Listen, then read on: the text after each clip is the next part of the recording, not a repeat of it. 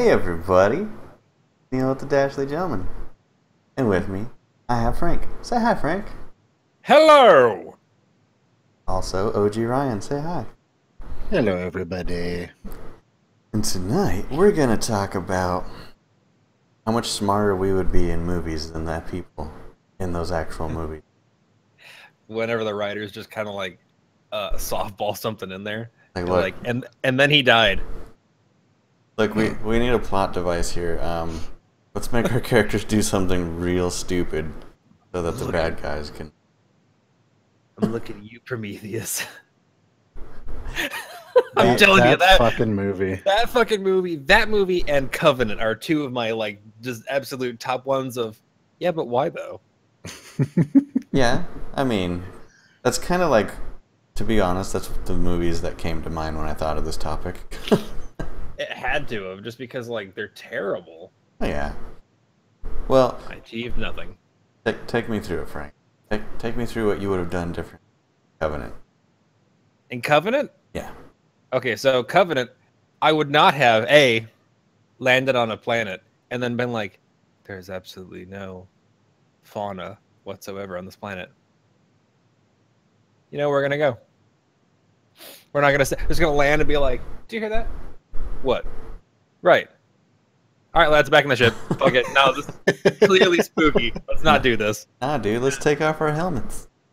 Yeah. I mean, they're like, they get off and be like, you hear that? What? Psst. Oh, good. Well, wonderful.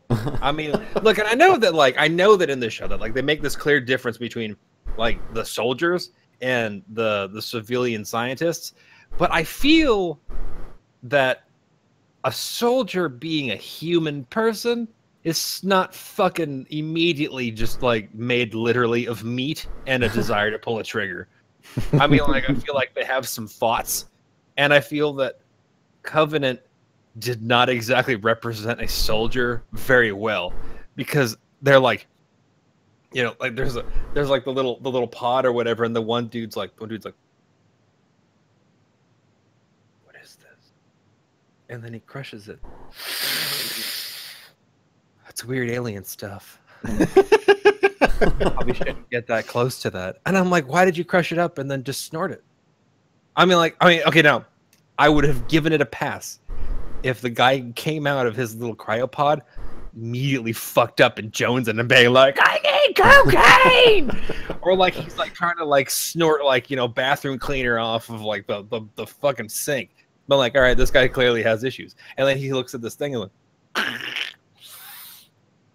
nothing. All right, well, I'm gonna go find something else to snort then. And then, you know, he turns into whatever. But why though? I mean, like, what possesses you to do that? And then further in that movie, when the fucking captain, look, spoilers, when the captain goes into the little cavern thingy, and David tells him his big master plan for making all of these fucking alien things, and he sees the diagrams and he sees the people, and David explains to him they killed the entire fucking world's population, and he says he's perfecting them down in the basement. You've already seen them come out of two of your fucking friends.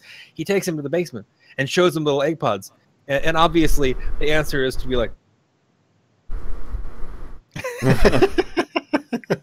We got all of these. Let me put my face in that. what is this? And then, you know, it opens up and he's all, and I'm like, no, you deserve everything. Everything that's happening to you right now. I'm like, I hope that alien ejaculates twice down your throat. I do. I mean, you fucking earned that one. So, what about the dude that's like, what's his name, Danny McBride? What about him coming back into the atmosphere with his ship to save his wife? His wife confirmed dead. Confirmed Like, dead. I mean, Let's go down she's there. dead. She's dead. Thing catches on fire, explodes. I'm like, boom, done. And he's like, I'm gonna land 15,000 people. I mean, look, I know that, like, you know, your emotions can take over, but I mean, there's like 15,000 people in that shit. It's not just you and the immediate crew. I mean, like, yeah. I mean, like, if it was like me and Dose and my homies, then I'm like, all right, we're going down. But I mean, like, you're not in a little tiny. It's not like you're landing an X-wing, you know, where you can kind of like maneuver some shit. It's like, I'm gonna take the Star Destroyer and I'm gonna land this thing in an open field. You what? You what now? Nobody You're will not see doing me. any of that. You're not doing any of that. What the fuck is wrong with you? I mean, like, I love that the other two people in the little room, like, they had to give their blessing, and he's like, "Come on," and they're like, "Okay." No, there's a reason why there's supposed to be three of you that have to make the decision. That's a terrible decision. Checks and balances, dude. I'm all like, dude. I'm like, House, Congress, fuck you. I mean, oh god. Might as well, fuck it. Yeah, fuck it. There's so much about both Prometheus and Covenant that's upsetting. Where I'm like, Ridley Scott, did you read this? Did you I feel like sometimes like a lot of these can be avoided, like these situations can be avoided if just the director and or writer read it out loud. You know, like in Prometheus, Charlize Theron, the super scientist that orchestrated this entire thing for the revival of her company, ran in a straight line away from the rolling oval of doom that was only maybe 30 feet wide, and did not think to go left and or right to avoid certain death. Maybe I shouldn't put that in there. Maybe that's stupid. Maybe I shouldn't have these scientists put their fucking faces right into alien stuff. You know? I mean, god damn. It's so dumb. No, it really so is. dumb. It's so, Prometheus did it too, because they had the two asshole scientists, the one ginger and then the nerdy guy who got his arm head off. Like, they did the same thing.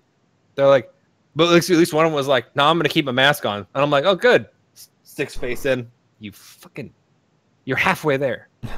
You're halfway to not being fucking stupid. Just don't. God. Ryan, how would you do Atheist? I don't know.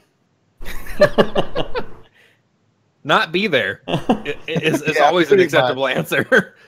I'll be honest. I saw the movie once and I forgot pretty much most of it, That except is- all the bad shit that Frank already mentioned. Particularly that is an the running acceptable running in a straight line away from a wheel that's following you instead of just turning and going in the other direction. God, dude, I was in the theater going, what?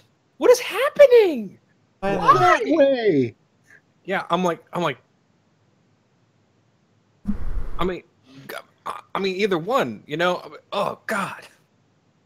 It's terrible. See, like, okay, I don't think these are new tropes. Those are They're just not. They're not, but I mean, like, the way they present it, they're like, these are super scientists that are going out to colonize another world. I mean, like, so they should have been our best or brightest. Most of them have been like, you know, this one's got 2 PhDs in this one's like a construction guy that's got all this experience, and all these are not, they're not like, you know, Joe Crack asshole that comes in off the street and, you know, up until recently he was doing bum fights for money, and now we're going to put him in a spaceship. You know, I mean, like, these people have like platitudes of degrees, IQs upwards of like 180, and then they get run over by a big fucking wheel. I mean, like, you know, I just feel like at one point, whenever they sit there and they do these advanced calculations or these, like, they discuss all this biochemical engineering and genetic mutation in the ship, and they're just kind of rattling it off the top of their head. You should probably not be daunted by Newton's first law of physics and or literally the origination of locomotion. I mean, like, you know, probably be like, the wheel's been around for 15,000 years. I know, within reason, because of Newton's, it's going to keep going in the same direction until something stops it. So if I, as a person with better mobility, go left and or right out of path, I will be fine. But as a scientist, obviously, they think they can outrun it. I don't know. I mean, like, that would be like a soldier decision, but I would want them to own it, to look at the wheel coming at him, not particularly fast, and be like, no, fuck you, wheel, and then hoof it. And just like hauling ass, like taunting the wheel, like, come on, bitch, come get me. I'd fucking be like, this guy gets it. He knows what he's doing's dumb. See, that's why one of my favorite movies is what's it called? The Cabin in the Woods. Cabin in the Woods. Where Like they start pumping in drugs into the cabin, and all of a sudden, like the lead guy's like, "I think we should split up." I know. And the stoner guy's like, "Seriously?"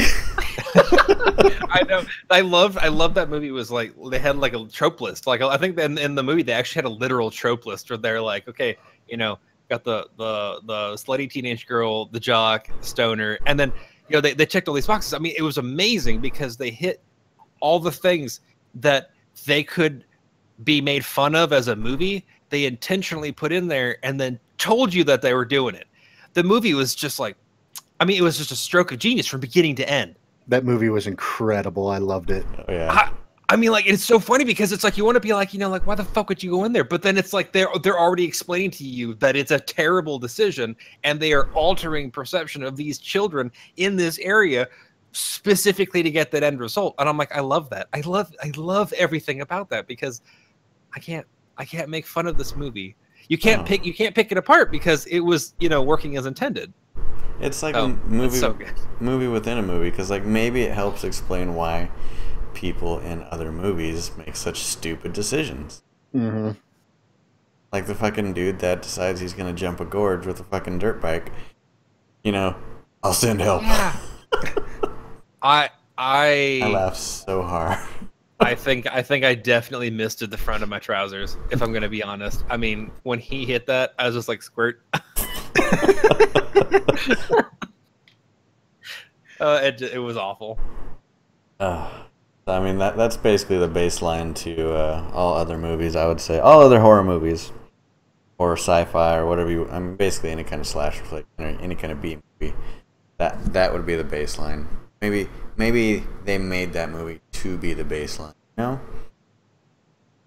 Or they're just making fun of it. I think no, they were straight up making fun of other movies. I mean, like they made it. I love that they made an actual story based around the idea of making fun of other movies by using other movies as a guideline to get what they needed. Yeah. So I mean, like they had like the big checklist of all the different critters, that were in the basement. And then they're like, and they all place bets and like, oh, Chainsaw Family, I want zombies. I'm like, who the hell actually wants zombies? But they're like, oh, but I really want zombies. They're like, oh, Gloria down in accounting voted for zombies. So if you want to vote for zombies, at least 52. I'm like, I love that they made it like they made a business out of it. Yeah. And then they made the pooling out of it, and then they made it kind of like a white blue collar, activity similar to like UFC, but dead people. But I always had like questions like, how did they get them? How did they corral these people? Critters.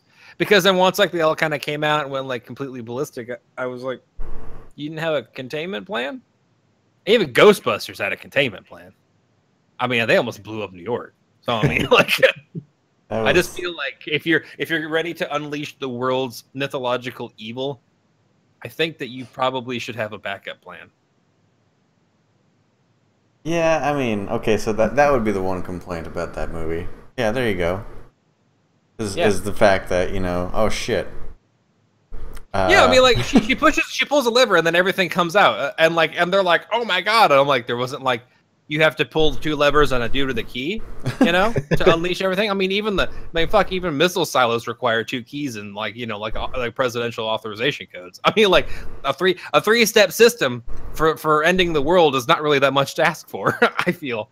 Yeah, that's some SCP containment breach shit right there. Like, yeah, really, you have all this really truly horrifying shit that can end humanity locked up in this bunker, and a power failure is what gets you guys? Yeah, really, no.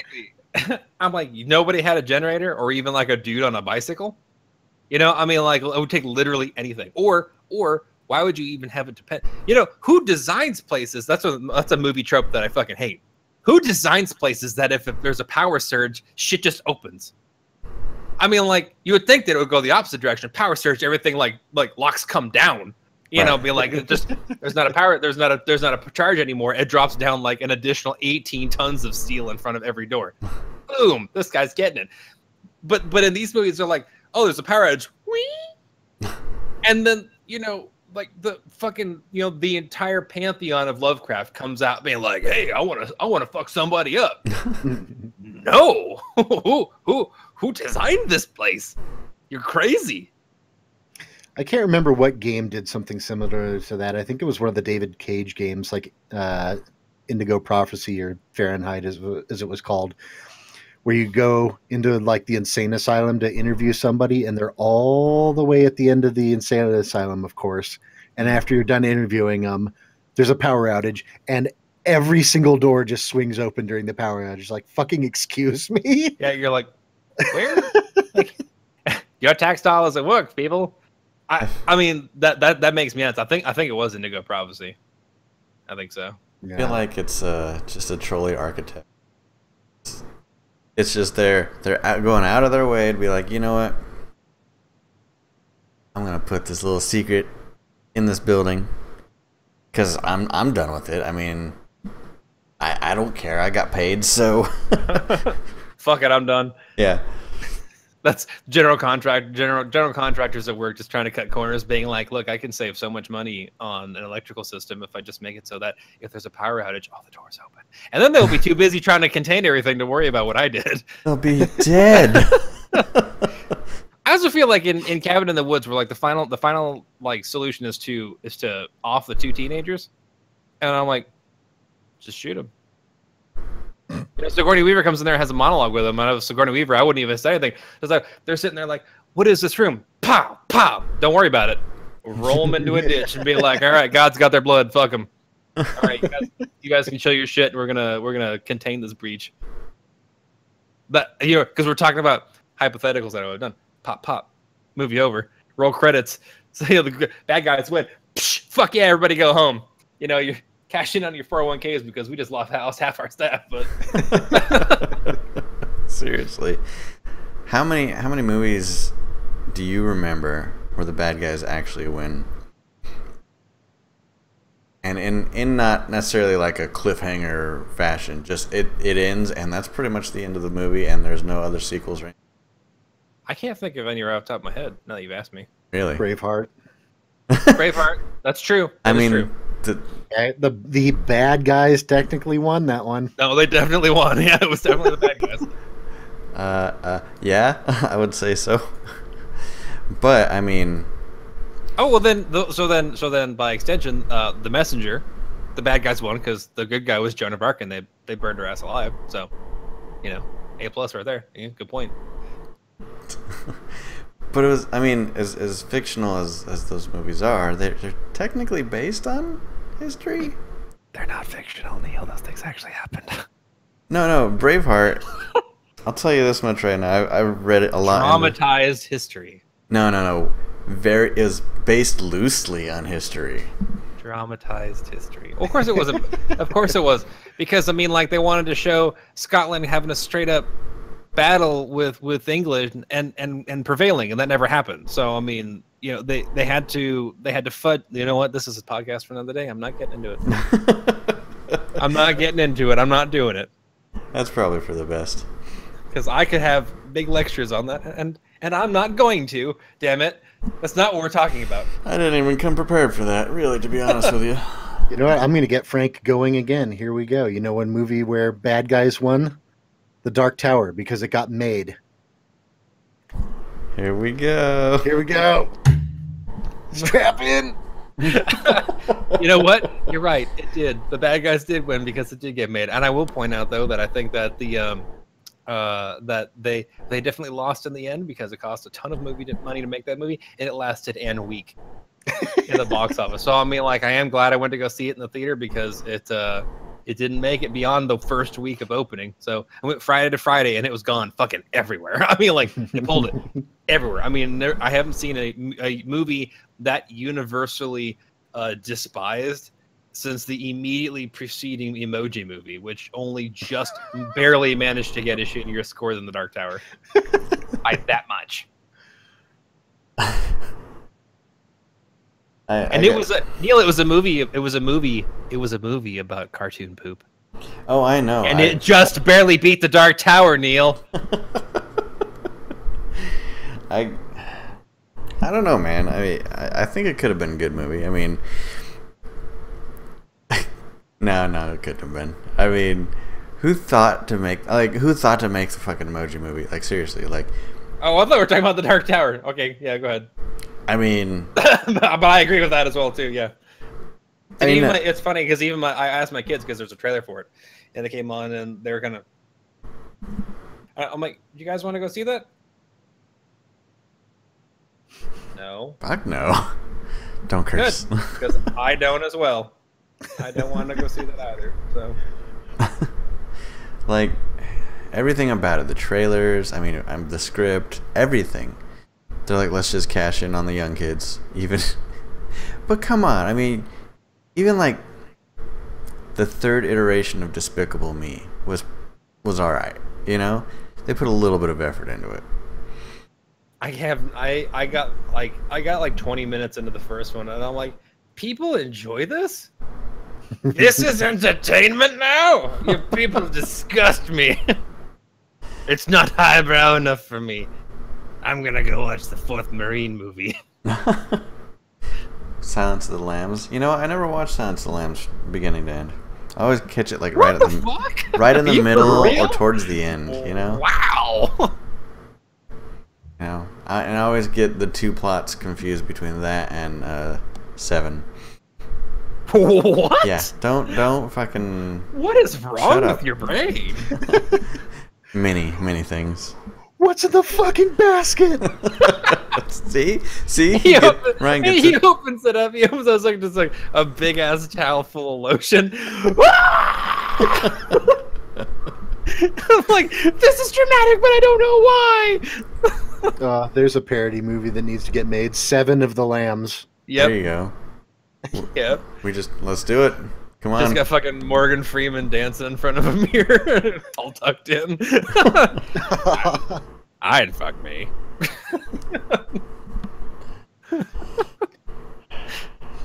But yeah, 7's another movie where the bad guy wins. Yeah. Yeah, that is true. I mean, posthumously. I mean, he got what he wanted. I mean, that's still a victory. Yeah. Victory or nothing. Victory or nothing for the king. So okay, what do you think would you'd be doing different in the Harry Potter franchise?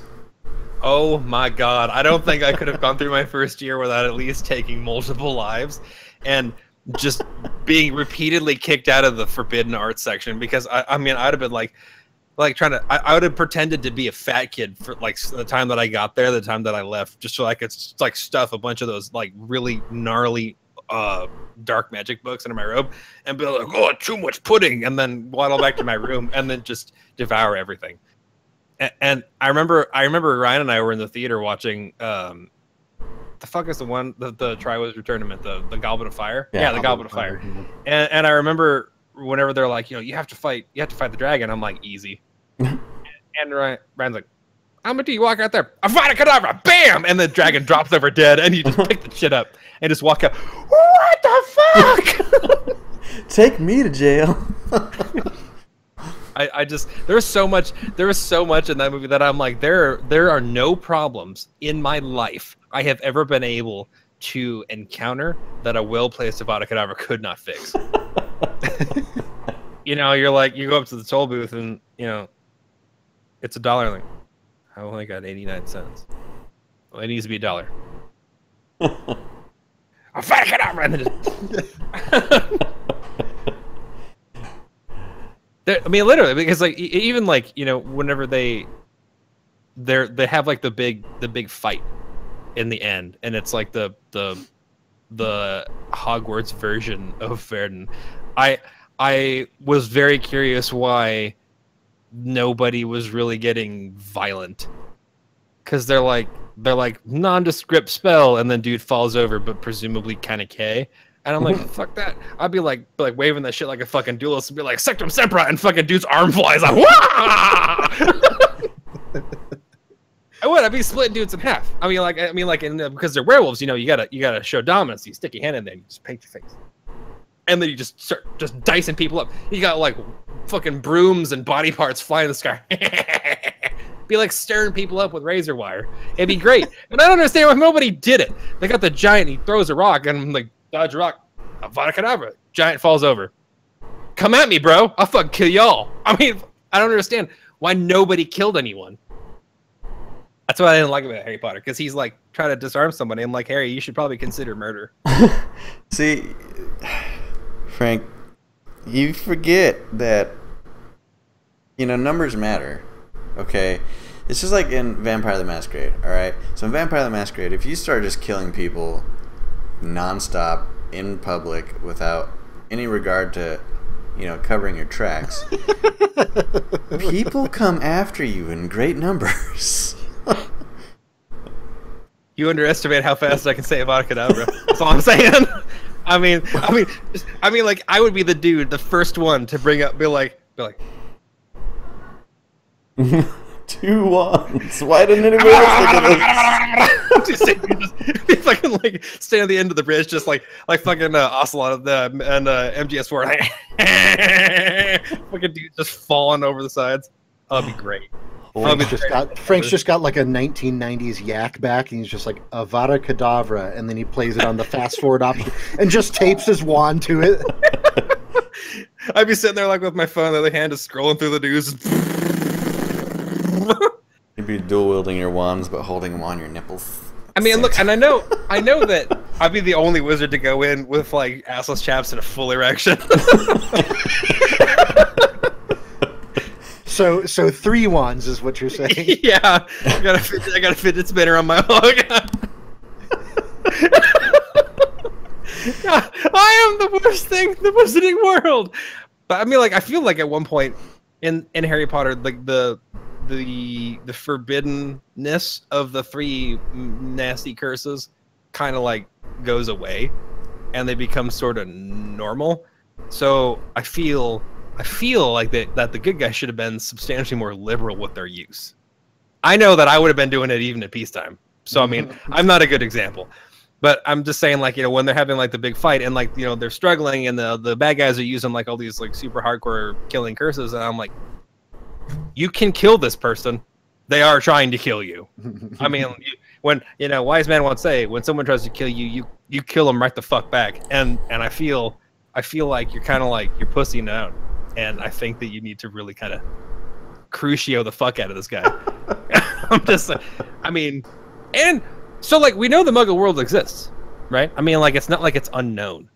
I mean, and we know that just shit in the Muggle world can be dangerous because people get hit by, like, rocks and they crash into pillars and shit. So, I mean, like, wizards are not invulnerable to Muggle shit. Did anyone consider getting, like, a blunderbuss? Or a cannon? Or some kind of just a handgun? Like, literally just a handgun. I mean, like, that's what I wanted so bad. I mean, because did you ever watch Wizards? It's like a 1977 rotoscope movie. Yeah. So, like, there's this. Did you ever watch it, Ryan? Yeah. Yeah. Remember, like, at the end where the 2 wizards are fighting, and like the one dark wizard, he like has like making this huge spell, and his brother counters it, and he's like, "All right, I'm gonna show you a trick that Ma showed me whenever you weren't around." And then the dude throws his hands up to defend against his brother, and he reaches into his robe and shoots him in the fucking chest. And I was like, boom, fuck you. That would have been me in Harry Potter. Like this dude, like, he's going to make this fucking fireball. And I'm like, and dude falls over dead. Oh, fuck it. Boom. Oh, wait. Avada Kedavra. I mean, or even like you shoot him, bang. It was a wizarding duel. It is a new spell called the Bangatus Fuckimus.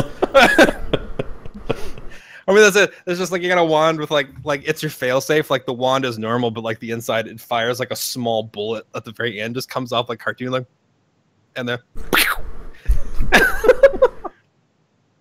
I just don't know why nobody ever used. I mean, like, because I know it's England, so you can't really get like a handgun. But I mean, like, homie's got like a lots of over under hunting rifles and shotguns. I mean, did anybody consider just dropping a flying car on somebody? Seriously. Or like picking up, like, use your magic and pick up a big rock and just roll it down the bridge when they're all trying to come across. Why does no one think to increase the body count? I think about these things. I mean, that's so you're talking about like what I would do differently. They got bridges coming across. Roll a fucking rock down the middle of it. Well, Like, you know, like this is why they had to have Harry Potter set in the UK, is because this shit wouldn't have flown in America. no, because then Americans would have been like, all right, guys, Voldemort is coming to, invade the American Hogwarts, and they just like swing open the gun cabinets, and there's just fully automatic weapons. Like, put your wands over there, grab one of these. I mean, because then, like, that, like, in the American Hogwarts, the Death Eaters are coming on their brooms, and, like, the flat cannons would be opening up on the top of the school. You see, like, just like ass, blood, and guts just flying from the, and then just wizards are flying. Yeah, I mean, it would look like the Battle of Britain, like, all over the place.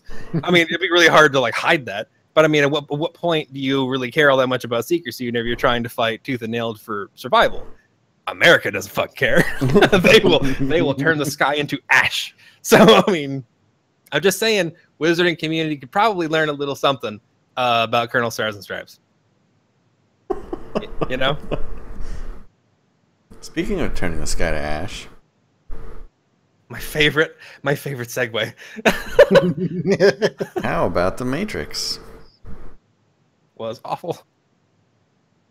I feel like the Matrix is really hampered by Neo's lack of imagination, because I think that if Neo had ever at one point in his life been like looks over at Morpheus, looks over at Trinity, am I the only one in this goddamn room that ever watched Dragon Ball Z? I mean, right? End of the fucking series, right there.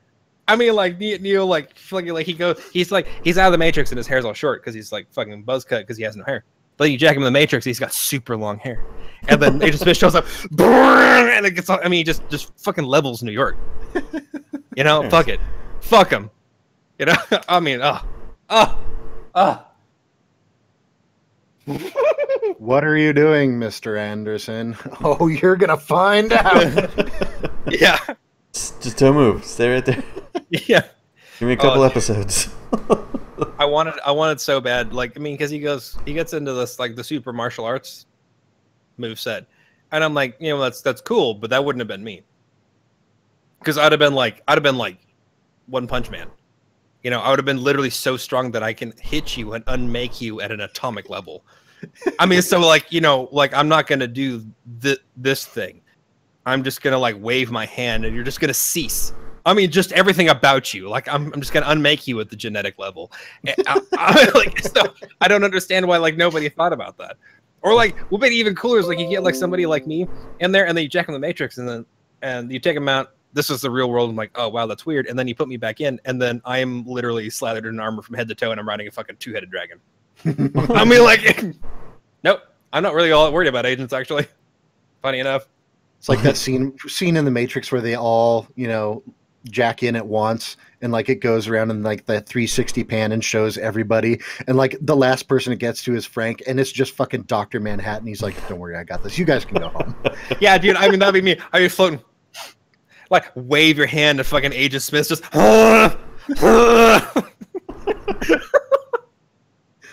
I would just imagine, like, guys, there's 2 agents in this next building. Hold on, let me hit tilde. Bring up the console. Yeah, dude, fucking no clip. Bot. What building? What people? Yeah. IDDQD IDKFA. Yep. All right, I'm good to go. Yeah, like like I said, I feel like the whole movie, like, it was, even though like the idea of the movie was somebody that is so psychologically free and so imaginative that he frees himself from the bonds of reality to fight in this fictional world. And I'm like, he still seems to be really set on the rules of this world, though, because again, like, if he really, really believed in being like this all-encompassing God figure, I mean, he could have been legitimately God. And just like Jack in the Matrix, Agent Smith shows up. No. I mean, gone. And then just like, all the agents. What agents? And that would have been the end of the end of the movie. I mean, the whole machine race would have been like, I don't know. I mean, he just fucked everything up. That's because I have fun. Because like, all of these movies, the problem that they have is that they set the tone for the movie, and then they give you the the formula, and if it's too open ended, people that have imaginations can look at it and be like, that doesn't make sense. I mean, like, if you really could be that powerful, why didn't you just go fucking wild? Well, I mean, you look at like Dragon Ball Z, for example. You get so fucking powerful, and then you're like, all right, well, I made this guy too powerful, and I gotta dial it back a bit, or else I have no more room for story. Literally, like, you know what? Season 1 Dragon Ball Z, Goku, or not Goku, Vegeta freaking blows up a planet, just boop, like it's nothing, you know? Yep. But then he fucking has to go fight Goku, and he has to charge up for a while and get all crazy to do his Gallic gun, and then, you know, it might blow up the planet if it hits it, and then skip to season 2. Oh, Frieza's gonna blow up the planet. Oh no, he's only gonna blow it up after about 20 minutes of waiting and 6 more episodes of fighting. So like it's like continuously like, oh, the threat seems bigger, but the amount of destructive force that they have is like not quite as much. It's because Goku's there to absorb a lot of the hits, man. See, that's the thing. Goku is so strong that he can take the shots that would have blown up a planet. Sure. Okay. And then, like, in the Cell Saga, you got fucking Vegeta doing his final flash for the first time. He skipped it. And he skipped it. He blew up half of Cell. He's smart. And then his beam goes off into wherever and blows up something else. Yeah, some other planet. Fuck it. Fuck them, they had a good life. Fuck them, it's not us. You know? Yeah. Not in my backyard. That's what I want to happen in the very last episode of Dragon Ball Super, is that final flash to like come back full circle and like kill whoever the big bad guy is. Oh my god! Because then you know Vegeta would have been like, I knew it all along. That was me the entire time. You're welcome, everyone. Calculated. Did you know that the universe is spherical? Yeah. Turns out I aimed it at a black hole and it came back around because that's how space-time works, because only real Saiyan princess would know that. All right. So I'm sitting here thinking about the Matrix, and I feel like the lunacy factor in the Matrix could have been like unprecedented. Lunacy. I would have loved to have existed in the Matrix, because I wanted to be jacked in and just be like a fucking like a literal hydrogen bomb with big old fucking boxing gloves and just run around and scream kapow and fucking nail people. I mean, because there's so much room for creativity. I want that, because then, like, you know, you have cool catchphrases like, you know, like, I'm about to go nuclear, or like, you know, come on guys, let's split, and like you could just, the fun you could have is just so good. You know what I'm saying? Yeah, you know what? I mean, I really wish the Matrix Online would have been successful. They could have done a whole lot with it, such as Frank's crazy-ass ideas. I mean, it's kind of like what Grand Theft Auto 5 is now. Like, you fucking load into Grand Theft Auto 5, right? Okay, so you got most of the people there, all those, you know, the people that are unplugged, playing normally. And then every now and then you'll see a giant, like, mech made of F-16s with tanks for arms, and it's like, there's a glitch in the Matrix. Yeah, I mean, and I agree with that, because I'd have been doing shit like that too. I've been dressed up like a fucking like 1850s cowboy riding a shark with bare legs. You know, I mean, agent comes up being like, "There's a glitch." Oh no! I mean, like, just eating people on the street. Now that'd have been me. I would have been fucking sick to my stomach laughing every time I got jacked out of the Matrix. So much that if I had been like, "Look, we gotta talk. You can't be doing that." Don't you fucking tell me what I can't do. You'd be just driving down the street and all of a sudden a giant fucking windmill pops up out of nowhere. Yeah. That happens so often, by the way. I would love to be the guy that puts a windmill in the middle of the street, but have it be like one of like ye old 1730s windmills. with like the wheat inside, you know, and I would just ride around it like on a fucking donkey outside and just be like, but like I'm going to fight the giants, and then just have everybody in New York have no idea what's happening. I mean, so many times where the architect would be like, I gotta fucking reset these people again. God damn it! I think that would be how you win in the Matrix. How many times you can piss off the architect before he just literally keyboard flips and just walks out of the room. You know, I mean, just like break the reality so badly that he's like, you know what? Fine, just let them all out. Just let them out. I don't care anymore. We'll just die. We'll just starve. Fuck it. Architect is looking at one of his monitors. What the fuck is? Oh God, he's spawning 10,000 cabbage heads again. Yeah. Just flip the switch like in Cabin in the Woods. Just let them all out. Yep, exactly. Just fucking whatever. You just like be like me in there, but like Morpheus got to get the ships ready because he's about to let everybody out. I mean, this dude is fucking flipping out. I mean, like you should see what the buildings are doing. Yeah. Yeah, that's why I think you would like Grand Theft Auto 5, Frank. I'd turn everyone in the Matrix into Bob Ross. All at the same time. We need to get a private server for Grand Theft Auto 5. So I might actually consider playing it. Yeah, maybe. Because it sucks as is right now. You have to spend It's too expensive. you have to spend a lot of money to get money. You're literally buying money for money. Fake money for real money. I don't want that. It's too expensive. Yeah. I mean, like every day, like I see the game go on sale. It's like oh, it's 40% off, and I'm like, it's like $30 still. I'm like, oh. It's a fucking 9-year-old game now. Yeah, I mean, like I always feel like I'm at that point where I'm like, I think that Steam could definitely go with dropping the price a little.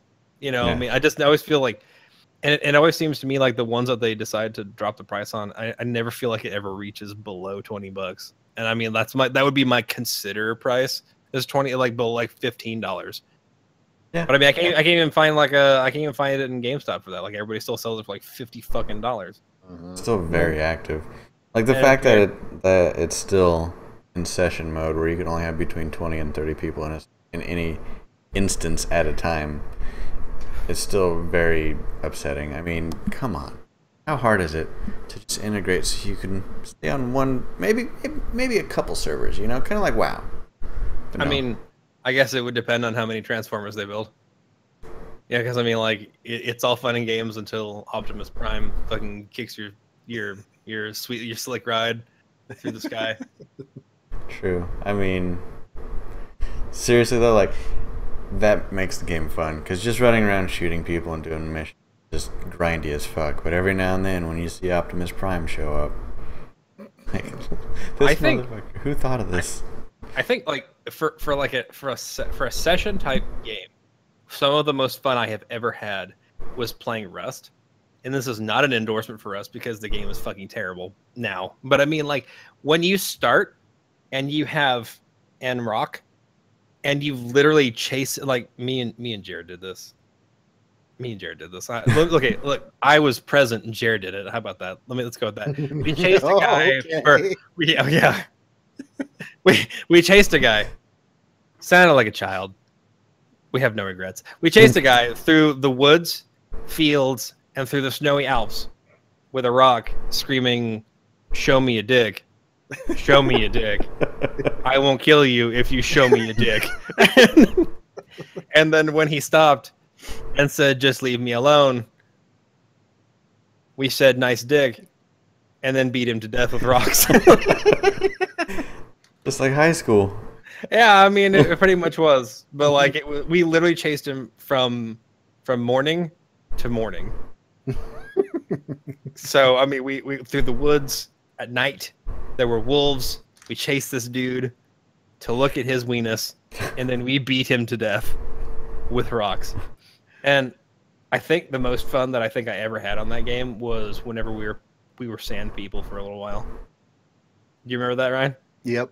We snuck up on a dude. There's a dude, and he was like going through all of this stuff, and because they do voice chat, and so like you could hear each other, and so we snuck up on him with hatchets, Just hacked this dude to pieces, and it was glorious. And then we have the one guy who tried to hide behind his door, and we put a satchel charge on it. It was just a wooden door. The guy was like back there with like a little like pipe shotgun trying to defend his homestead, and we blew the door, his home, and him to pieces. It was okay. That's enough. I'm sorry. You're talking about session play and online games and cheating. So Rust obviously came to mind first. Of course, we kind of got off the topic of movie tropes. I mean, we're talking about where bad guys win, and I can't think of any. I mean, I don't know why I can't think of any movies where the bad guys win. Like the Omen.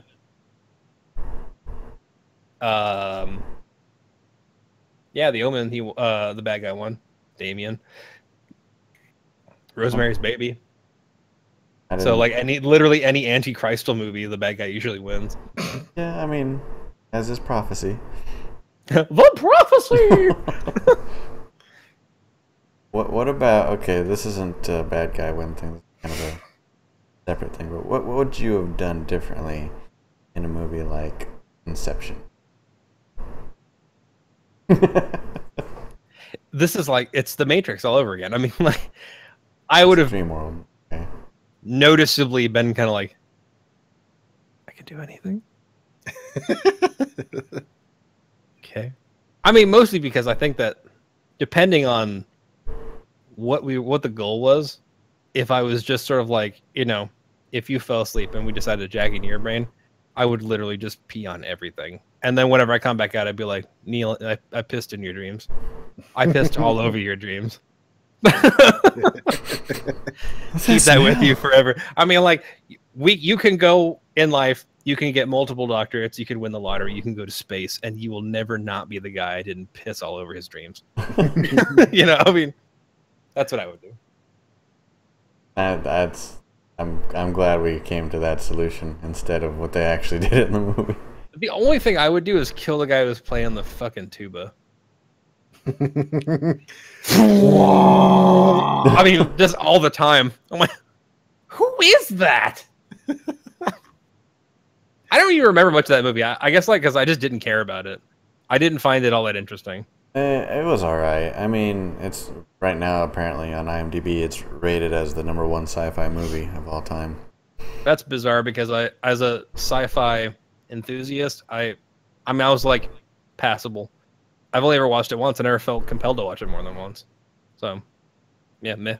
Well, I mean, I like to put it in perspective. I watched Warhammer Ultramarine twice, and that's a direct-to-DVD CG movie, and I would watch that a third time over before I watched Inception again. Fair enough. I mean, Inception's a long fucking movie. It's long and it's so full of itself. Yeah.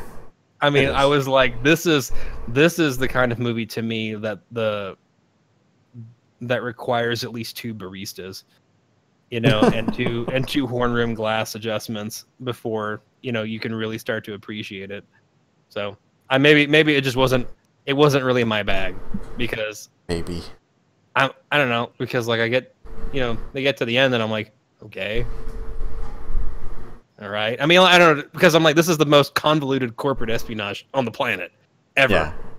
I mean, like the amount of money they spent to implant that one thought in that guy, and I'm like, you could have just made that product and then beat the shit out of his company. Yeah. Just blackmail him, something. Just kill him. You're on the plane with him. Just smother him. I mean, he goes to sleep. Smother him. Oh, he had a heart attack in flight. It was weird. You know, I mean, we tried to save him, damn it, but I mean, for some reason, we just lost him. Crashing this plane with no survivors. Yeah, pretty much. And then they look over at Tom Hardy and be like, "No, it will look suspicious if not all of us are there, brother." See, no, they could have just killed him and did full-on Weekend at Bernie's. I mean, like, you know, so that's another. That'd have been fun. You know, at what point, like, does your mental manipulation get so deep that you can be like, I'm going to leave an imprinted thought of myself in this person and reanimate the dead? See, now that's a sci-fi movie I'm fucking all in for. That sounds like some Frank Herberty shit, and I would be, it'd be perfect. So deep into someone's psyche that when I got back out, I killed them, and then they came back. I don't even know how that would work, but I'm writing this. you go ahead and write it, and I'll tell you happening. if it's gonna work or not. Oh hell no, it wouldn't work. But I mean, if 90% of science fiction worked, it wouldn't make sense. True, but I don't know. I mean, like, you look at something like Star Trek, and yeah, the technology is a little further than we can grasp right now, or even something that's even possible. But it's not completely out of the realms of possibility. Star Trek's an interesting animal because it actually bases its shit in actual science. Yeah. Versus like Star Wars, which is like because works. Because magic and laser swords. Yeah, because laser swords weren't cool enough by themselves. We need magic too. See, that's one thing I can appreciate Star Trek over Star Wars, obviously, because it does tie into current tech, current science, to make it fake science a thing. So. To make it believable. Yeah. You know, I mean, like, but then you have like, you know, well, what is the Force exactly? Well, midi-chlorians. Okay. But those are microbes, yeah? Right. You know, you have enough midi-chlorians, you're stronger at the Force. Okay. How do they reach through space, though? How do they go into other people? It's a really long game of telephone. Is the Force... Oh, that's a good point. Is the Force biological in nature? Or is it like a sub-thought process that can touch all the things? And if it's like a game of telephone, is the Force already dead and we're just now getting like the first touches of it? And if that's the case, are we getting the message wrong? So, I mean, as soon as in the first one, the midi-chlorians, I was like, no, don't try to explain the Force scientifically. It's magic. Okay, just let it fucking be a physical magic. Just let it be space magic, please. Space magic. That's what we need. Look, I mean, fucking Warhammer doesn't even try to explain shit. I mean, like, you know, you've got the Eldar have magic. That's it. It's just known. They have magic, period. They're not like... It is known. Yeah, it is known. They don't try to be like, you know, the Eldar have like a certain grasp of certain physiological things about themselves where they have receptors where they can control lightning. No, they're elves in space that shoot fucking lightning. The end. Don't try to explain it. Don't try to figure it out. They're just elves that shoot fucking laser guns and lightning. Don't make this more than what it is. Don't make us, because that's the thing about Star Trek. You can actually pick it apart, and people have done this for years since the original thing. Where like you have the flip communicator, and then people are like, "Oh, that's a good idea." Writes down initial plans for the first cell phones. Sure, yeah. Or like, you know, you have the screen time like we're doing right now. Writes down plans for, you know, Skype based almost entirely on Star Trek technology, and so like Star Trek actually like makes like at least enough sense to where it kind of gives you the building blocks of imagination to make real things.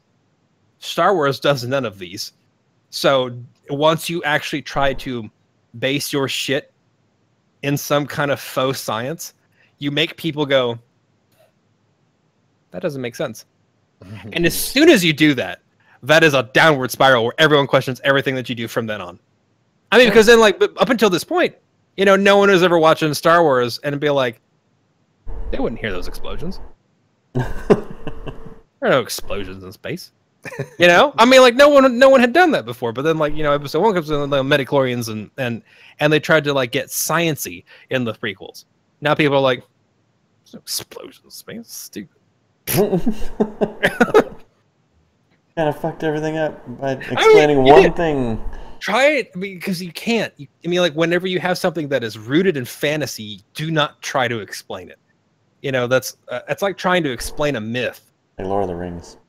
Yeah. There's no explaining any of that shit. I mean, there's a lot. Don't. That's another podcast. Don't do that. Don't do that. Come on, man. That's twice you guys have tried. Stop.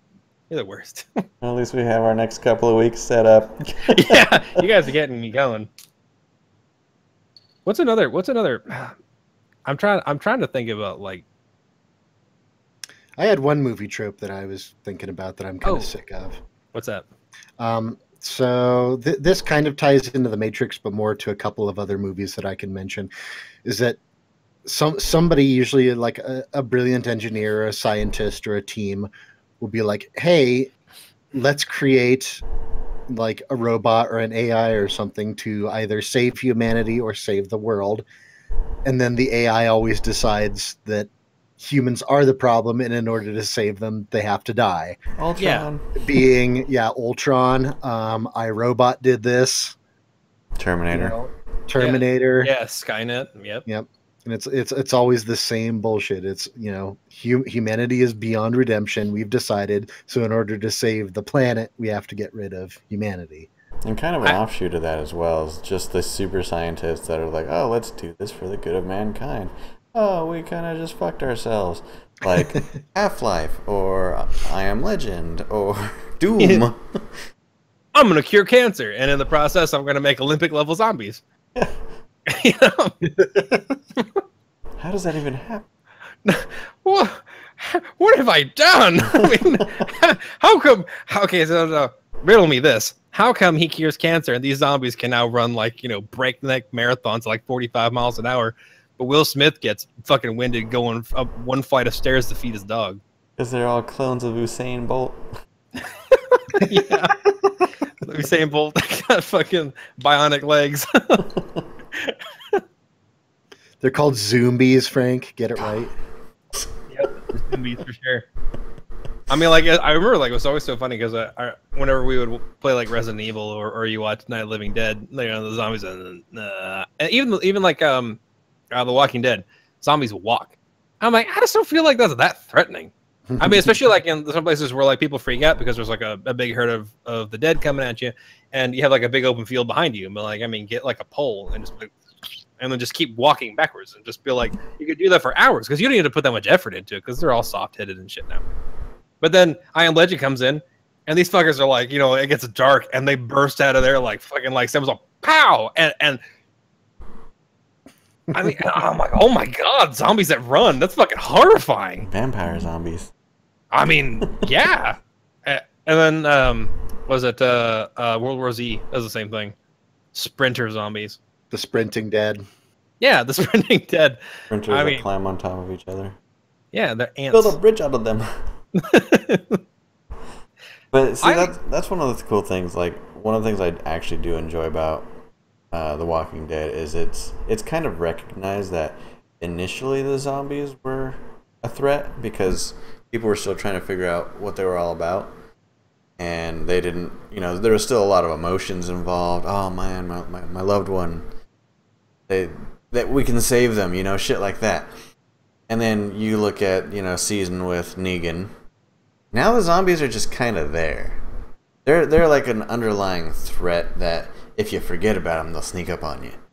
Well, that's actually one of the things that I liked about The Walking Dead is that, and a few stories and movies have done this very poorly, the whole man is the real monster sort of trope. I think The Walking Dead does it great because, they present the zombies as the big initial threat for the first, couple seasons or so, and then they really get into how, no, the zombies aren't your fucking problem anymore. You've got bigger problems to worry about.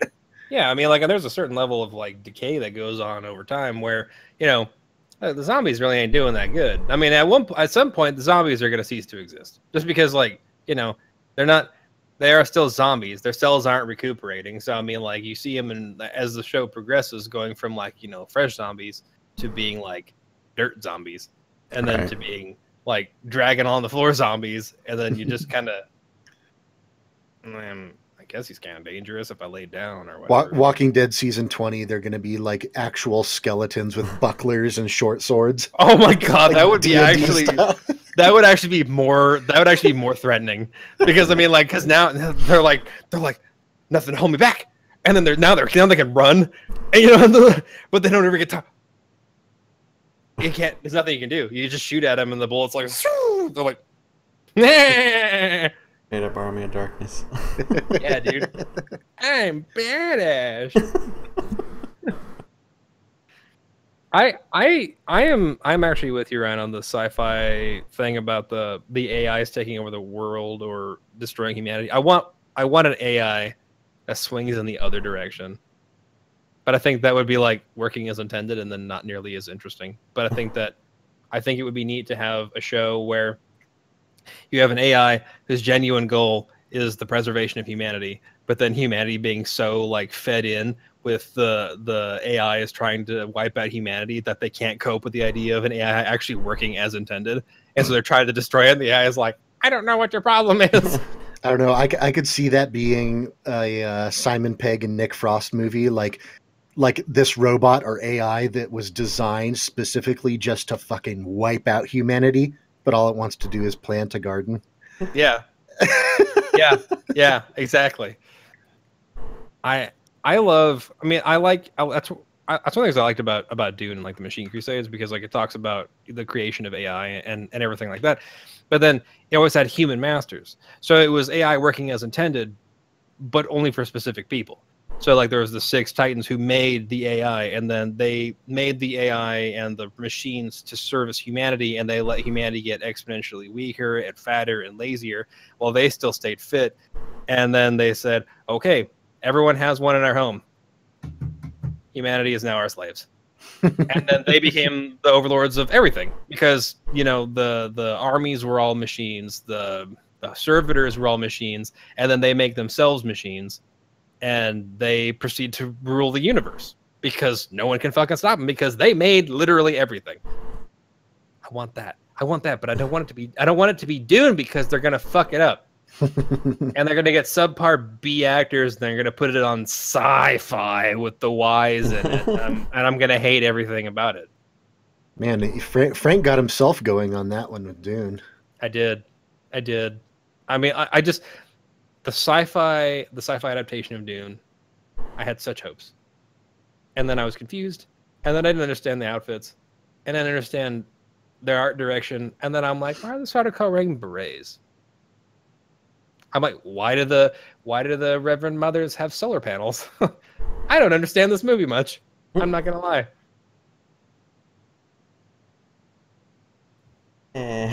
Yeah. What do you think was a more faithful adaptation, the original or the sci-fi? Because I know you had problems with the original as well. Yeah, the sci-fi, mostly because like the original, which I don't understand, they talked about the weirding ways. They actually talked about them, but like the weirding ways was like a physical and a mental conditioning that humans achieve. But then in the original movie, which was weird to me because it was worked on by Kevin J. Anderson and Paul Herbert, they decided the weirding ways was a gun that you scream into and then make shit explode, and I'm like, where the fuck did that come from? I'm like, that's a weird choice. Everything else about it was more or less accurate, but then like the fact that they had the Icha guns and they made that the weirding way and not something that Paul taught the Fedaykin specifically so that they could be more effective frontliners. I'm like, you're missing the entire point. I mean, mostly because like let's say a gun like that existed. Do you really think that the Fremen could have been able to mass produce them? There's no fucking way. They live in the desert. They live in literal caves. I mean, like, there's no fucking way. They still use guns, like legit guns, firearms.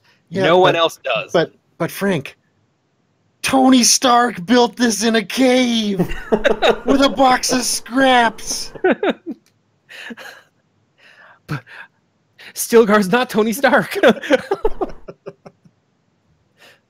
That was like my only real big beef with the first one, mostly because I think Patrick Stewart being Gurney Halleck in that movie was wonderful. He was so good. I like the guy in the other one, but man, Patrick Stewart fucking kills every movie he's in. Especially whenever they're like, Patrick, we want you to be a grizzled frontline fighter that's hard as shit. Right. I mean, and then he just destroys it, because I mean, he was just perfect for that fucking role, and he got every nuance from the book was Gurney Halleck in that.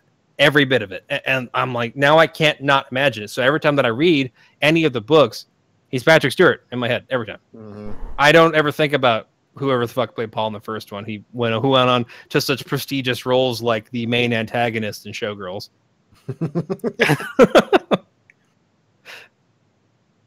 I don't know his fucking name. That should tell you how things worked out for him.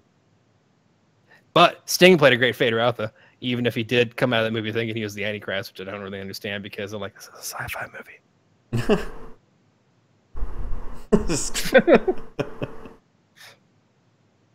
But you had lovely oiled up abs. So, all right, let me ask this: what movie paradoxes better solved, and like the paradox avoided altogether? I think you had to be more specific. Like, Okay, I'll give you an example. All right, so like Terminator. Terminator has the time paradox where, oh, so you sent Terminator in the past to kill your mom, and then they sent a Guardian in the past to save your mom, and that Guardian banged your mom to make you. So if you would have never sent that Guardian back in the past to bang your mom, you would have never been born. But you would have never been born to send the Guardian back in the past. What? Boom. How do you think you could have done that? Question. I do have one thing that I would like to say. How would you like to be the guy? Okay, what makes you the guy? What would bring you to this point in your life when you're like, Johnson, come here. Look, we got this time machine. We could send you back, and you could have you assassinate the guy who made Skynet. We could have you go put a bomb in there. We could have you go back with a literal video recording of everything that's going on right now and timestamps, and have them convince them not to do this. But what I really need you to do is I need you to go back in the past. I need you to fuck my mom. I mean, like, how would you like to look a dude in the eye and be like, Johnson, I need you to fuck my mom? Look, you're my dad. I mean, you don't know it yet, but... I want you to be my dad. And then, question, what if you look at Johnson and you say, probably not that suited of a candidate, Ramirez, come here, and then as you turn to look at Ramirez, your skin tone changes. I mean, like, would that happen if you change your mind in the spur of the moment like that? You know what I mean? Like, you look over, like, you know, Hagar, come here, and then like your nose gets just slightly larger. You're like, what is happening? It's the beginning of Fallout 4, where you're... Yeah, I mean, it's like, there's this fucking picture of the dude from Skyrim. Looking around. No, there's this picture of this dude from Skyrim where he says, I asked this prisoner his name, and he stood in front of me for 20 minutes in dead silence, changing gender, race, facial features. I seen some shit. I've seen some shit. That would be you talking to these people. And conversely, can you imagine being one of those people in that room? A, being told by another dude, your commander, I need you to fuck my mom first. Second, as he's speaking to you, his face is changing color. His eyes are getting different. Everything about him is changing. You just, you know what? I don't want any part of this. Actually, I actually think the machines might be right. So I'm gonna go. You're the machine. You gotta go. You are clearly El Diablo, and I cannot deal with this. I will not deal with this. See, the problem with talking about paradoxes when it comes to any movie that involves time travel is that it's inescapable. Yeah. I mean, yes. Okay, so you send the Terminator back to, back in time to kill whoever started Skynet. Well, how does that change things for you? It would have changed that you wouldn't have needed to send the guy back in time. So does he still go back in time? Like, yeah, it's time travel is, sure. Time travel is difficult unless like you do something along the lines of like you're not, because there was one sci-fi book, I can't recall the name of it, but rather than being like we're sending somebody back in time, they were sending somebody back to a point in an alternate parallel universe. So like just by sending someone back in time, your universe would cease to exist. You would irreparably alter another parallel universe's destiny going forward. Yeah. That I can kind of get behind, because then it's like, so then, Johnson, come here, fuck my mom, turns into Johnson has gone back and has fucked my mom. I, as an individual, no longer exist. Versus like time zero, we're presently still in time going forward. I'm going to send you back to alter the past, and we are going to be looking at the present day changes from your decision. They covered that in Back to the Future too. Exactly like that. Yeah. I think I one of mean, my favorite uses for time travel in a movie I've ever seen was Burr, where the mafia has people that they just need to get rid of, but in the future, murder is super hard to get away with. So we'll just send them back in time and have somebody there murder them. yep. I thought that was a very interesting concept for a movie. What was the name of the movie? Looper, Oh, Looper. Yeah, Bruce Willis, Joseph Gordon-Levitt. yeah. Okay. Yeah. There was at least one good actor in that movie. Hint: the last name was not Willis. All right. So, what other paradoxes in movies minus time travel are there? I don't know, because I think paradox is difficult to quantify beyond time travel, because time travel is the most obvious way that wouldn't exist anymore. So I think anything else would just be like what just doesn't make sense plot wise. Like what plot device wouldn't make any sense in an additional movie, but that's like a lot of them. Well, I think one of those would be like, oh hey, game tease, would be like Starship Troopers, where they hit Klendathu and the pod bay doors open and they all rush out, and the one guy says, Frank, what does he say? Remember your training, and you will make it back alive. You can't tell me all of those people forgot their training. Yeah, exactly. At least one of them had to have remembered. Yeah, I mean, like, so, there's a lot of that in movies, especially war movies, where we covered this in basic, and then like everybody gets just completely destroyed, and I'm like, that did nothing for you. So, I mean, like statements being made and then being immediately refuted in movies. Starship Troopers is like literally the best example of that, because there's like 6 million of you guys all landed at the same time. First of all, let's look at that a little bit deeper. Who decides we got attacked by bugs first? Let's think about that realistically. We got attacked by bugs. Did you get attacked by bugs, or did bugs happen to you? Because I mean, like, very rarely do I ever like go outside and there's like an ant next to my car and being like, this fucking ant just keyed my car. Or like a spider's in my house, been like fucking breaking and entering, motherfucker. It just doesn't happen. I mean, like, bugs just simply happen. They're like a force of nature, even space bugs. And so then I guess it would be hubris because they are bugs. But let's be real. These bugs are like 12 feet fucking high, and they have razor blade everything. So I feel like they're just universally dangerous. So who goes, I'm going to send every person in the universe we have that can hold a gun to fight on this planet. That's their main hive.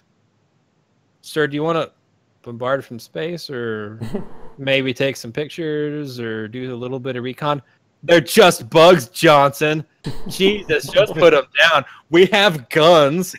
I mean, I just feel like maybe somebody should have thought a little bit deeper. Then what we should do? Just put everybody down all at the same time, all over. I mean, don't make a base. Fuck them. Go to them. Let's find the tunnels and the rocks and turn them all over. They're just bugs. I mean, that wasn't really a paradox. I just wanted to get Frank going on Starship Troopers. Because it doesn't make sense. It hurts me. I mean, like, there are things that people do in movies that just make me kind of go, what? Like, that doesn't make. Why would you do that? I mean, that isn't.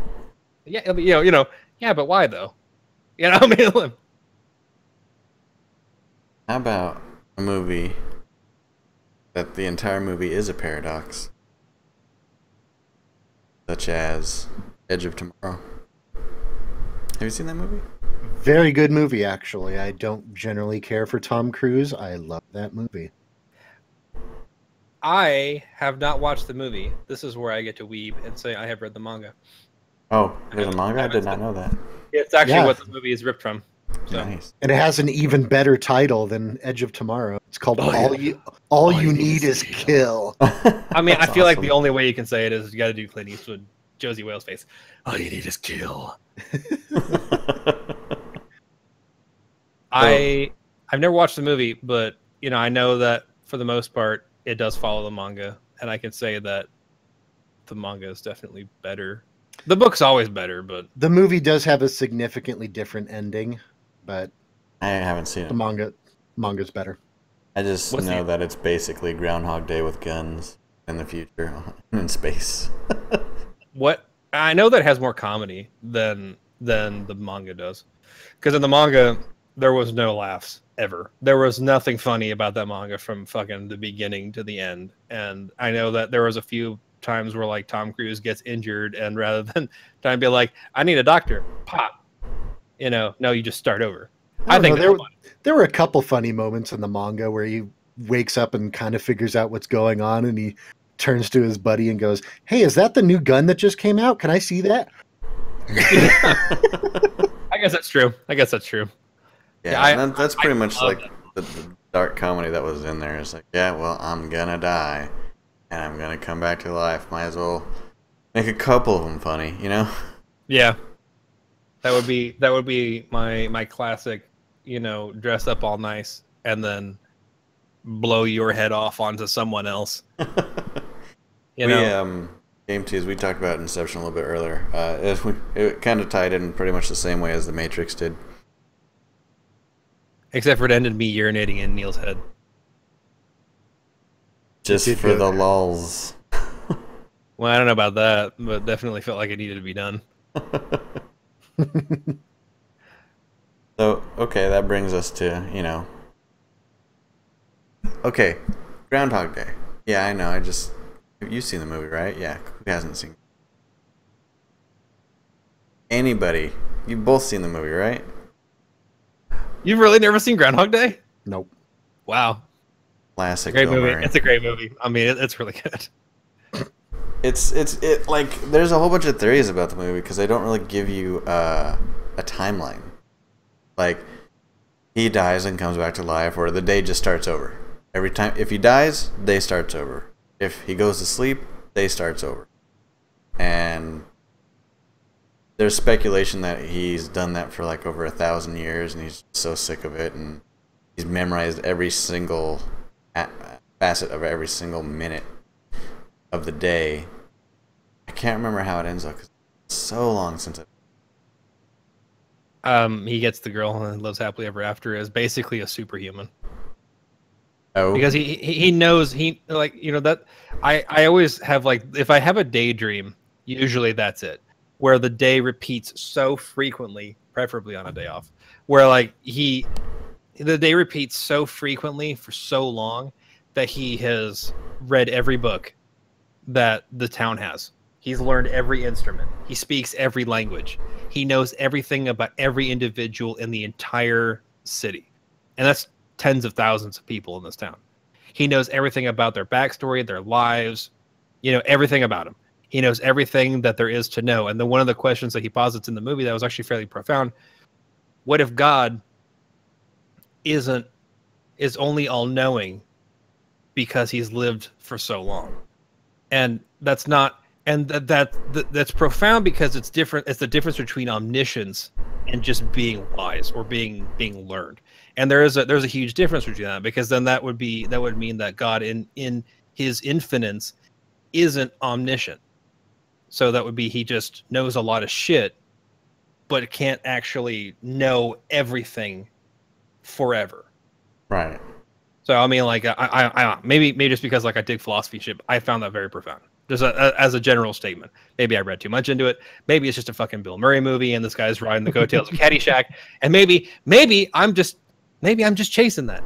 I don't know, but I know that whenever I have a daydream, I think about. I go and I read every fucking book that I can get a hold of. And the best part is that we have the internet now. So like he read every book in the library. We could read every book in the world. You know everything. You'd be a master of every subject. You could be like, I mean, like, I don't know how it would work there, because like he always resets, but he always kept the knowledge. I don't know if that would work physically. You could become like the Adonis of the human physical condition. Right. And just be perfect. I mean, you would essentially be a living, walking God. And I love that. I love the idea of that. Oh yeah. I would not waste it on Julia Louis-Dreyfus. Sorry. To be fair, though, I mean, I think you just get bored, you know? Well, yeah, I mean, that's why he kept killing himself, because, I mean, like, he lived for so long, he'd done so many things, after a while, he's just like, I'm just gonna kill myself. Then drops the toaster in the bathtub, wakes up, God damn it! I mean, he jumps out in front of a bus. He goes into a fucking rock quarry with using a groundhog as the driver in a pickup truck, and the groundhog drives it in off of a fucking 150, 200-foot cliff. He doesn't give a shit. He's like, I don't know, groundhog driving. Ah! Hooray. Awesome. Second question: what is it with Bill Murray and having co-stars of small animals? That's only 2 movies. Yeah, but they're his best movies. I don't know. Well, I guess 3 if you count Dan Aykroyd. I was gonna say Zombieland. That kid. Yeah, That's true. I can't remember. You're talking about Jesse Eisenberg. Yeah. Obviously, young Jesse Eisenberg. obviously the best choice for Lex Luthor, IMO. God. I don't know, man. Ghostbusters? What? I mean, those I wouldn't call those Bill Murray movies, but Well, movies Bill Murray was in. yeah. So, ergo Bill Murray movies. Slimer? I think if I had to pick animal sidekick in Ghostbusters, it would still be Dan Aykroyd. I'm sorry. Or Sigourney Weaver's perm thing. I think that looked like a chia pet, but that's just me. Well, I think we're running dry. What do you think? I never run dry, Neil. I'm going in dry. Bite the pillow. You better not shout. You better not cry. You better not scream. I'm going in dry. That's terrible. Stop it. Stop it. I'm so glad this is where we're ending the podcast. Yeah, I know. Well, I could talk about everything all the time. So, I mean, like, if you have any other movies you want to talk about, I can talk about. I think this topic, it was solid, but, we could just talk about movies like crazy. So we'll have a 6-part podcast about the movies we like the most. Get all philosophical. Awesome. We're gonna have a 12-hour podcast that's just me and Frank, and it's just Frank yelling for 12 hours about Dune. That could happen. Sometimes that's the best, because like I had a discussion with a coworker, and we were talking about Dune, and I was getting, like you do, I was getting a little excited, getting a little into it, and he said, "Yeah, I just didn't like it that much." And then I had a complete meltdown, and I just, I didn't tell him he was stupid, but I also didn't feel like it didn't go unimplied. But that's just yeah. My favorite one is, I think you might be wrong. Let's talk about it then. How much time you got? Stay a while and listen. Well, all right, guys. Thanks for dropping by. Thanks for listening, watching. If you like what you heard, please rate, comment, like, subscribe. Follow us on Twitter. Like us on Facebook. And, say something. I mean, we got Game Tease over here talking to us. He's saying something. Why can't you say something? I say something. Man, when we get these, t-shirts we're gonna make one of these months, maybe Game Tease is gonna get the first one. What do you think about that? You people that don't comment. I think it's a great idea. Yeah. And he could totally wear them in his streams. Promotion. Yep. So, anyways, we'll see you next week. Hey, Squeaky. Coming around the end, scooting it in. Oh, now everybody's joining. Look at this. Look at all the people. Well, this will be posted on YouTube if you missed it, which sounds like most of you did. Or, you know, iTunes, all that good stuff. We're still on there. Did you say misted? Mystify. I already mystified twice. Stupid. While we've been talking. Stop it. Stop it, Frank. Stop it, Ron. Stop! Okay, that'd be another thing that I would change. I would definitely make sure Hermione doesn't marry Ron. True. And then Harry with, what's her face? The ginger? Ginny? The Weasley? I mean, like, they basically started a dynasty, which I feel is incorrect. A dirty dynasty. I mean, it was definitely a dirty dynasty. Well, thanks, Jer. We love you. You're like, why would you marry a Weasley? So now both of you can suck at magic? One of you has to be good at something. You've made yourself that much more mediocre. I mean, like, that's what I loved about Harry Potter. I'm like your one saving grace is you didn't die. That's it. That's your claim to fame. Get an education, because otherwise you're fucking worthless. What's wrong with you? I mean, like, you're basically the 50 Cent of the wizarding world. Man, we got Frank going again. Frank, when are you gonna start streaming some stuff, man? I should. I should do like a stream of some like quiet game, and then just be like, you know what I thought today? I thought how much I dislike Harry Potter. Let me tell you a little something about the Dark Tower. No, we don't have that kind of time. Anyways, we'll catch you guys on the next one. Speaking of streams, I'm streaming Divinity Original Sin 2. Come watch it. He is. That game is super good.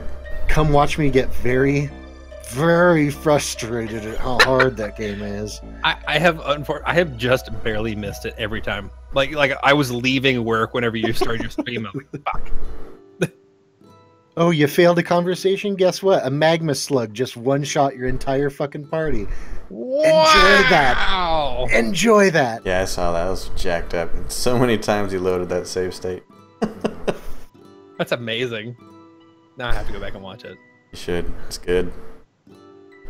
Alright, guys. See you next time. Bye.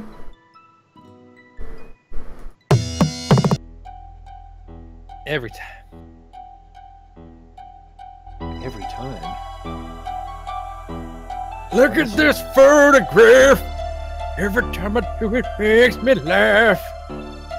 Until we talk about Harry Potter, and then I just get mad again.